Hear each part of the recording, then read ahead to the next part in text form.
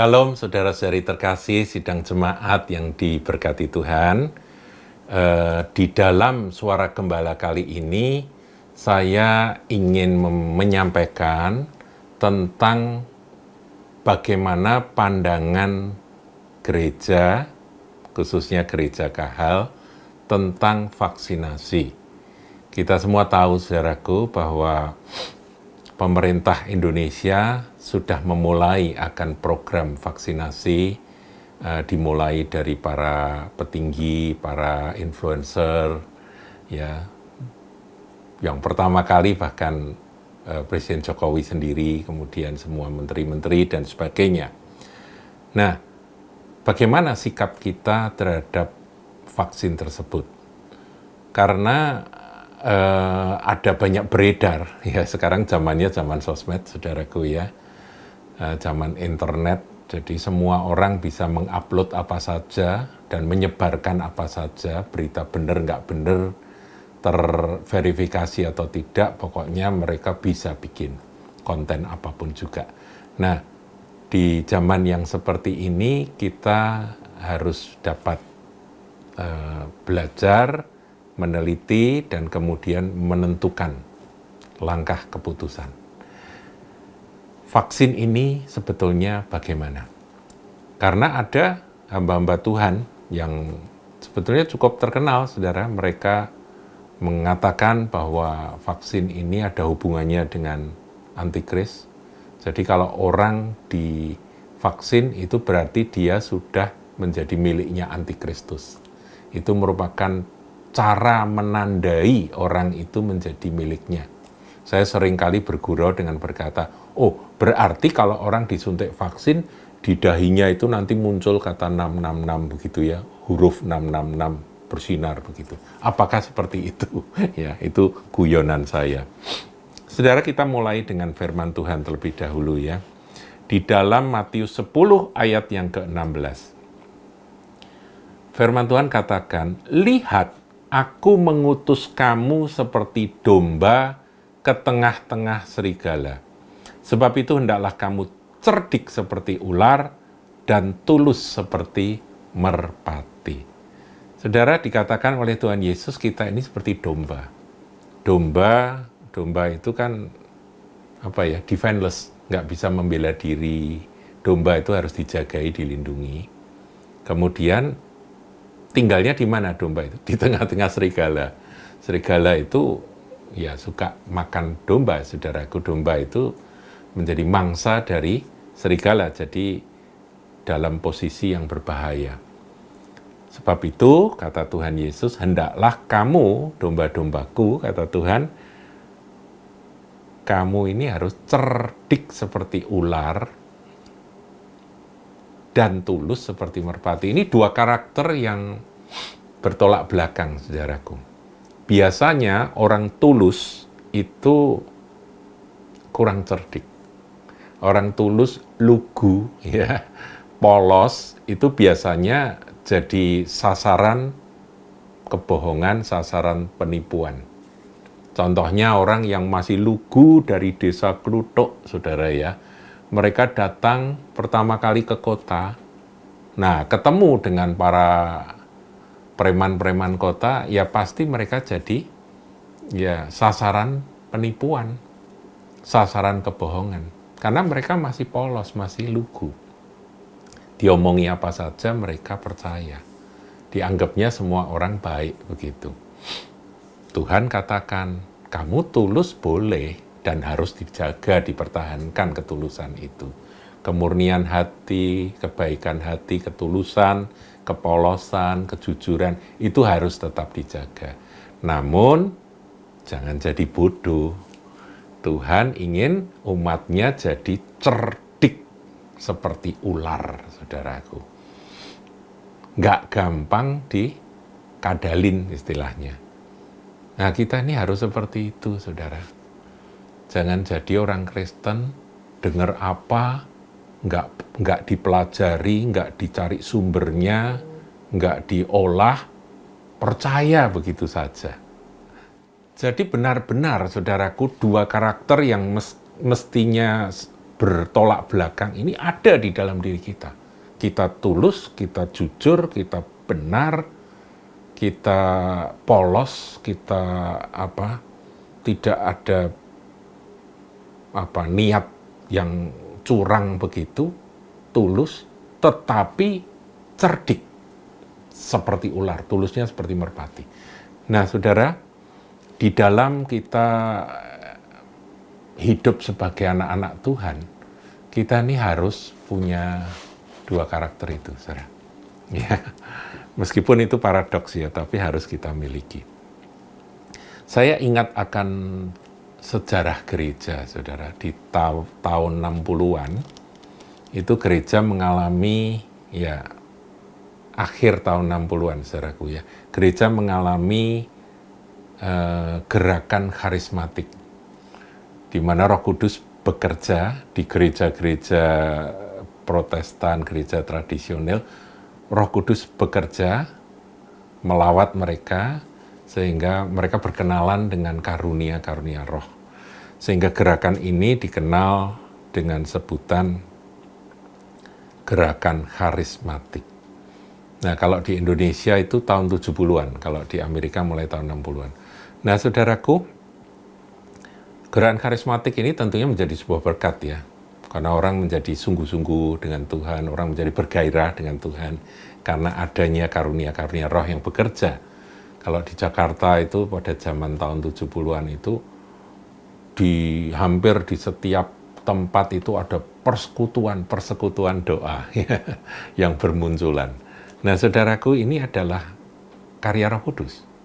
Tetapi meskipun demikian, hal dampak negatifnya juga terjadi. Yaitu apa, saudara? Terjadi pembelahan. Di mana umat Tuhan pada saat itu terbagi menjadi dua. Yang satunya adalah kelompok yang ekstrim, tergila-gila, keranjingan dengan karunia-karunia roh, yang disebut oleh Profesor Peter Wagner itu sebagai kelompok karismania. Jadi ya, karismania itu tergila-gila dengan karismatika, dengan nubuatan, penglihatan, bahkan semuanya nanti di sana. Sedikit-sedikit semuanya dihubungkan dengan hal-hal seperti itu, sehingga akhirnya mereka menjadi kelompok yang seringkali dijuluki kelompok yang ngeroh gitu ya, ngeroh, sedikit-sedikit roh gitu. Itu karismania. Sedangkan sebaliknya ada kelompok yang sama sekali menolak akan karismatika. Mereka masuk kelompok karisfobia. Jadi benar-benar mereka fobi. Rasanya antipati terhadap karunia-karunia roh. Jadi begitu ada nubuatan, ada bahasa roh, mereka langsung berkata itu iblis, itu roh jahat begitu. Itu emosi begitu ya. Ya, saudaraku, itu antara karismania dan karisfobia ini memang menyedihkan. Karena maksud Tuhan jelas bukan seperti itu. Maksud Tuhan itu kita ini tidak kehilangan akan akal sehat kita, tetapi kita juga menerima akan berkat-berkat dari karya Roh Kudus tersebut. Nah, di zaman akhir ini, saudaraku, saya percaya bahwa kita hidup di zaman akhir, Tuhan akan segera datang kembali. Sekarang ada yang disebut eskatomania. Ini eskato itu eskatologi, yaitu pelajaran atau pengetahuan tentang kedatangan Tuhan, akhir zaman, eskatologi.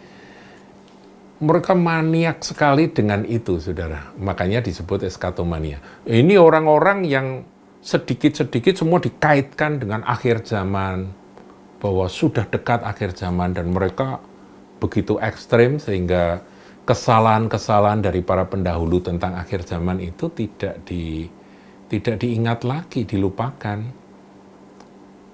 Sehingga ada orang-orang yang berani berkata bahwa tahun sekian nanti ada pengangkatan dan sebagainya. Ya sudah jelas salah, sudah jelas tidak sesuai dengan firman, tapi toh tetap dilakukan. Karena memang itulah yang namanya ekstrem eskatomania.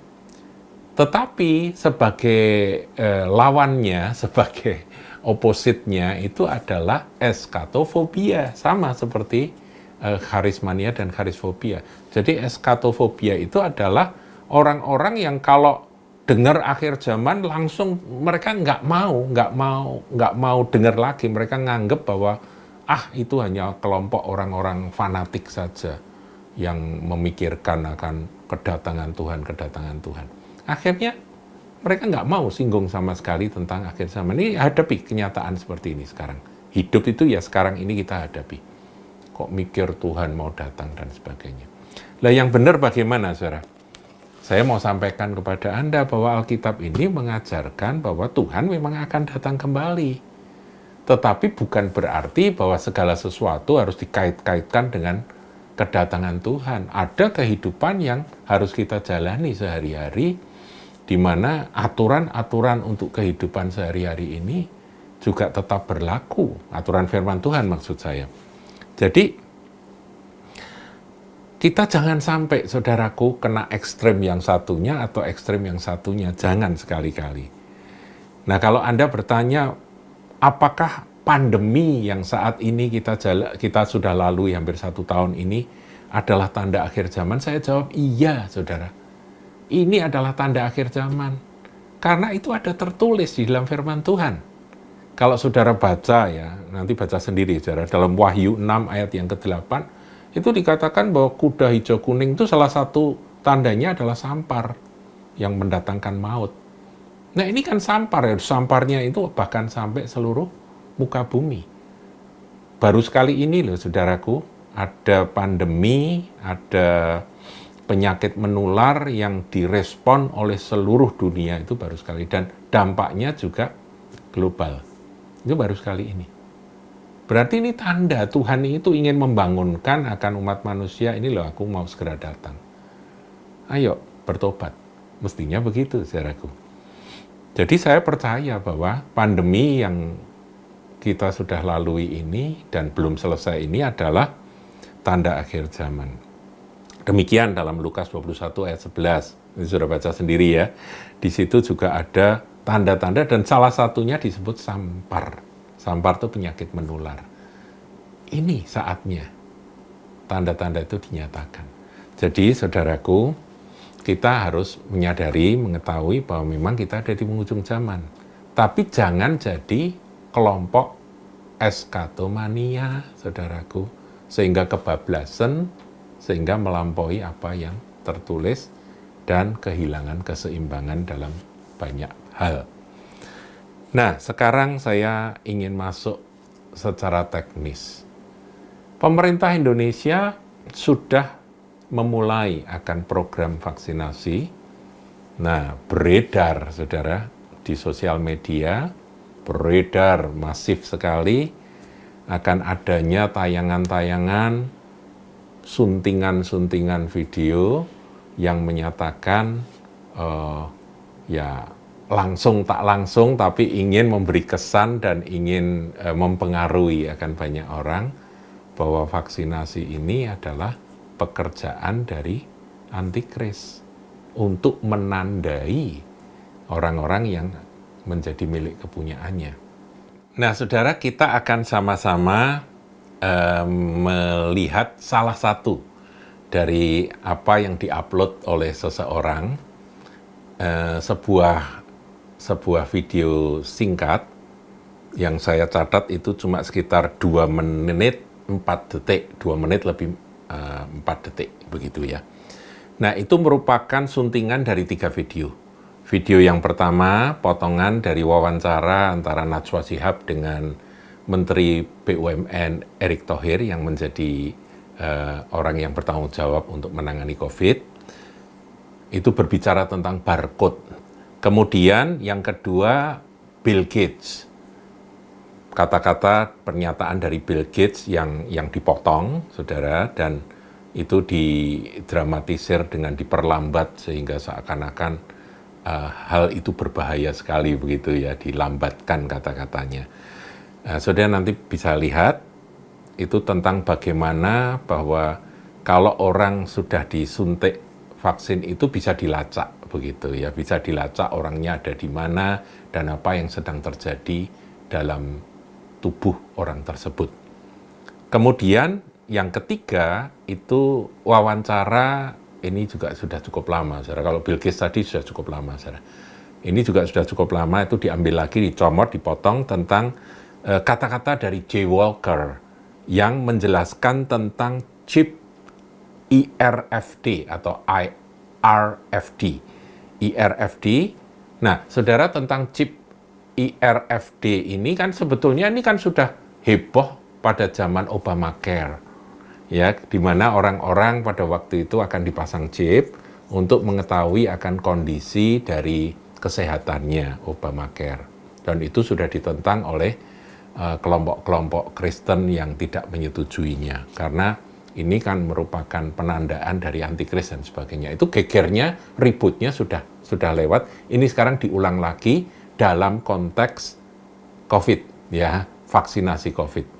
Nah, semuanya ini sebetulnya oleh si pengupload dari video tersebut hanya ingin memberi kesan bahwa vaksinasi itu ada kaitannya dengan penandaan antikris 666. Ya, memang tidak ada kata-kata yang jelas-jelas berkata jangan divaksin begitu. Tetapi ini tujuannya mau ke sana. Nah, bagaimana pandangan kita? Kita akan saksikan dulu akan tayangan tersebut.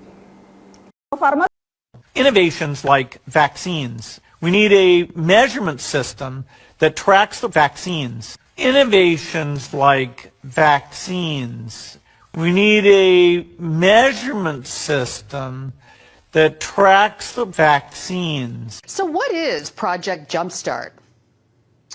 Well, Project Jumpstart is an emergency and temporary program in the battle against COVID-19.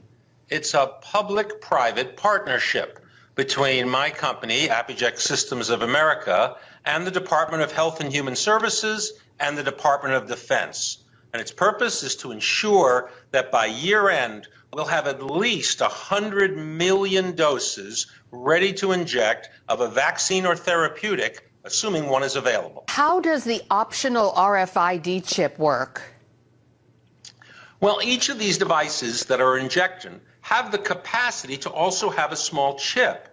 What that chip does is it has the unique serial number for each dose. It is designed so that there is no counterfeiting. It's designed so that we'll know exactly that the right dose hasn't expired.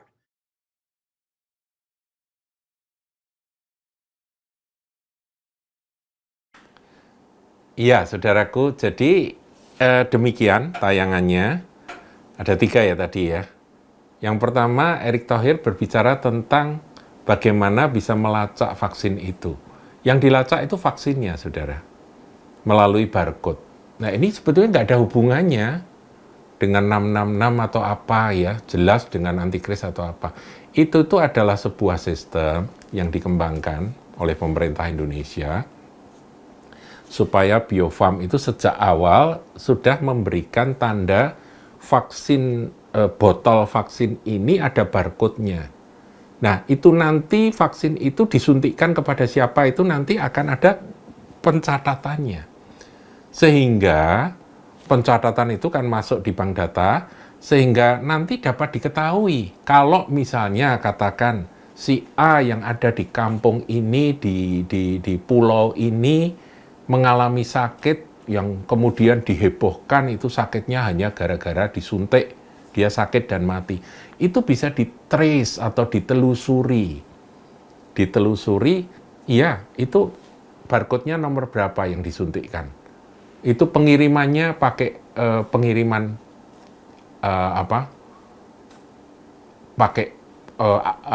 pengirimannya bagaimana begitu ya. Kemudian apakah semuanya aman, petugasnya siapa dan sebagainya bisa ditelusuri. Jadi tidak bisa asal bicara, orang asal ngomong, asal tuduh, nggak bisa. Jadi ini tujuannya untuk mengamankan. Indonesia ini luas dan jumlah dari orang yang akan divaksin itu juga nggak tanggung-tanggung, saudara. Ratusan juta. Jadi mau tidak mau harus ada sistem yang mengamankan supaya tidak terjadi fitnah-fitnah. Fitnah, kemudian memutar balik fakta dan sebagainya. Beberapa waktu yang lalu kan muncul itu ya satu tayangan yang katanya vaksin Sinovac itu bikin orang-orang pingsan dan mati. Ini ngawur sekali, saudara. Tapi saya ketawa, saya lihat itu. Sekarang sudah di take down oleh pemerintah. Itu hanya muncul beberapa waktu. Tapi itu berulang-ulang dan yang nonton cukup banyak. Yang tertipu juga tidak sedikit, saudara. Karena memang ini perang media itu seperti ini. Caranya itu, perang informasi itu ya seperti ini. Itu jahat sekali. Oh, itu jelas-jelas orang-orang yang ngeletak-ngeletak dikatakan itu habis divaksin Sinovac, kemudian mereka pada pingsan. Saya lihat itu di dalam tayangan yang tidak jelas tempatnya di mana tidak disebutkan itu, orang yang ngeletak-ngeletak, orang yang sakit, yang katanya kejang-kejang, kemudian meninggal dan sebagainya. Narasinya sih, mantap sekali. Yang bicara itu seakan-akan ini adalah suatu peristiwa yang beneran. Tapi nggak berani nyebut tempatnya di mana, waktunya kapan. Dan waktu saya lihat, lucu sekali, saudaraku, yaitu mereka-mereka yang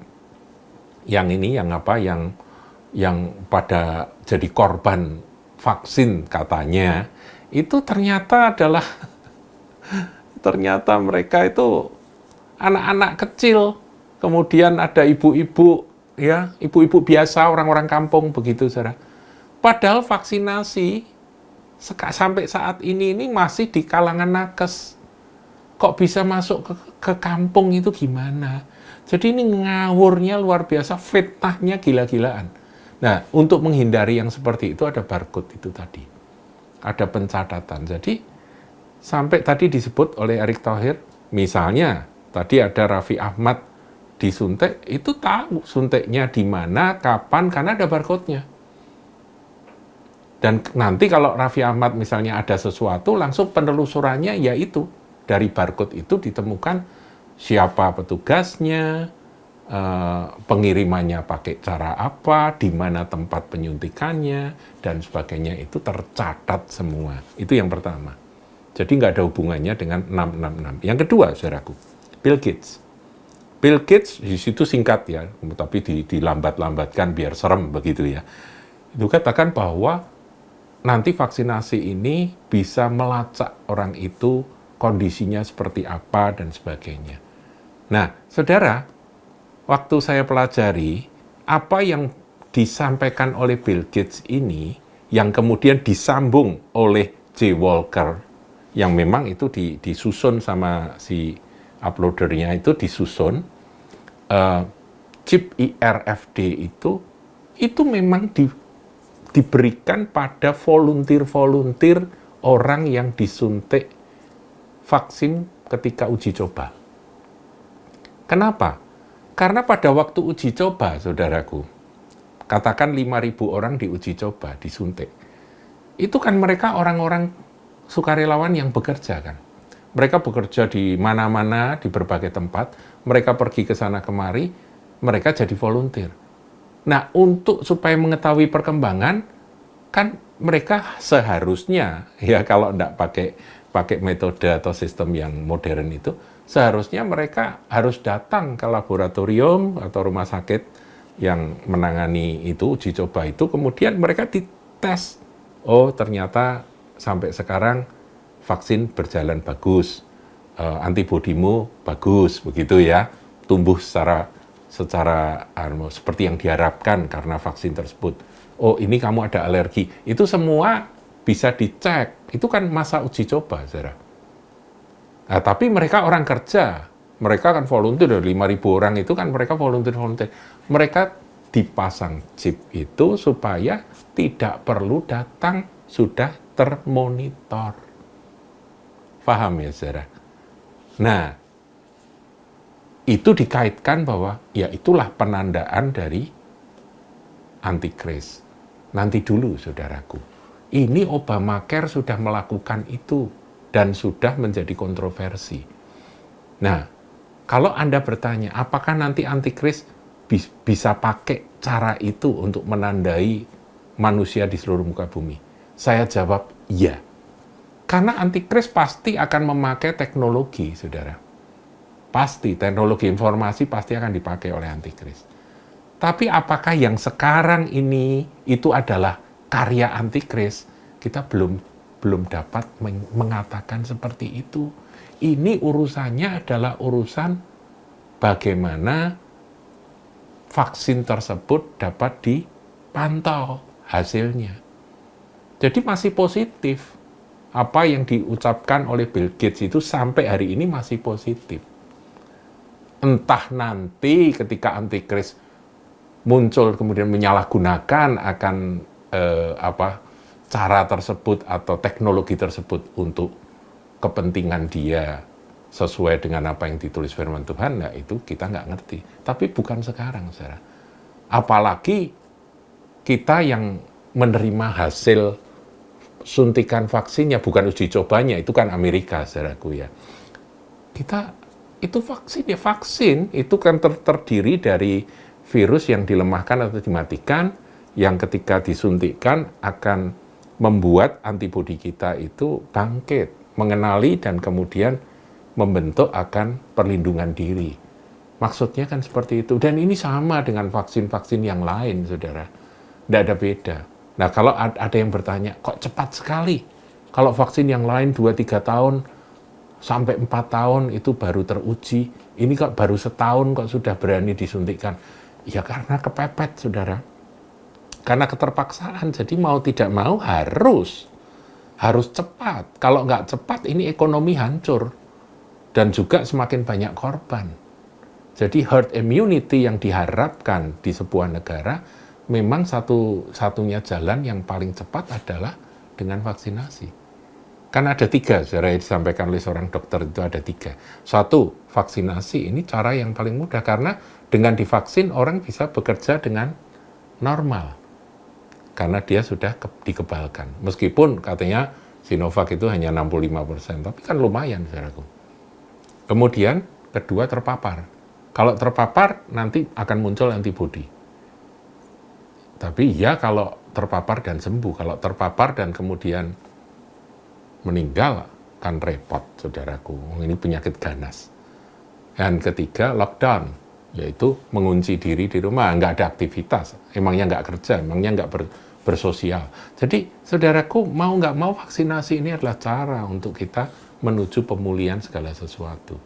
Jadi, kalau sampai ada orang Kristen yang lebih percaya dengan hoax-hoax semacam itu yang mengatakan bahwa vaksin-vaksin yang sekarang disosialisasi dan kemudian mulai dilaksanakan oleh pemerintah ini adalah merupakan bagian dari kepanjangan tangan antikris, kita harus dengan tegas berkata tidak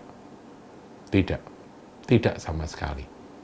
Itu adalah apa yang saya sebut dengan kadrunisasi Kristen, saudara. Jadi orang-orang Kristen itu diperbodoh sampai jadi kadrun.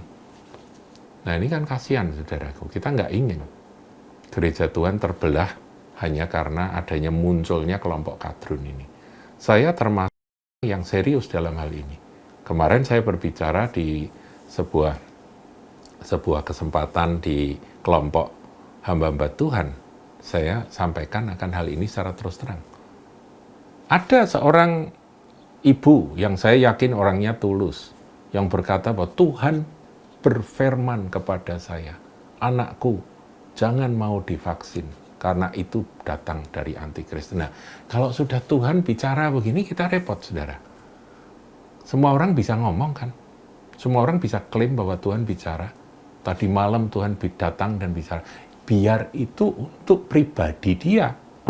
Tapi kalau dia mencoba mengupload itu dan mempengaruhi, akan banyak orang Kristen menjadi ketakutan terhadap vaksin yang sesungguhnya nggak ada apa-apanya, sesungguhnya aman dan nggak ada masalah, ya itu menurut saya kita harus lawan. Dengan apa? Ya dengan sosialisasi semacam ini, penjelasan semacam ini. Cukup panjang lebar, saudaraku, apa yang saya sampaikan. Tapi untuk sidang jemaat Kahal, saudara jangan ragu-ragu untuk divaksin. Kalau ada yang berkata, lah Pak, nanti kalau saya alergi terhadap vaksin, ya itu resiko. Kita ini nggak ngerti kalau soal resiko itu apa. Di mana saja, kapan saja ada risiko. Orang jalan aja bisa kepleset kulit pisang, ya kan? Jatuh kepala bisa gegar otak. Bisa, saudaraku. Jadi kita ini nggak mengatakan bahwa ini tanpa risiko. Risiko ada di mana-mana, saudara. Saudara suntik polio aja juga ada risiko. Suntik apa saja lah, vaksin apa saja juga ada risiko, ya kan? Jadi marilah kita percaya bahwa perlindungan kita ada di dalam Tuhan, tapi selama kita ada di atas muka bumi, kita juga percaya bahwa Tuhan bekerja melalui ilmu pengetahuan kedokteran. Di mana saya harus nyatakan bahwa vaksinasi itu aman dan nggak ada hubungannya dengan 666 atau antikristus. Tuhan Yesus memberkati.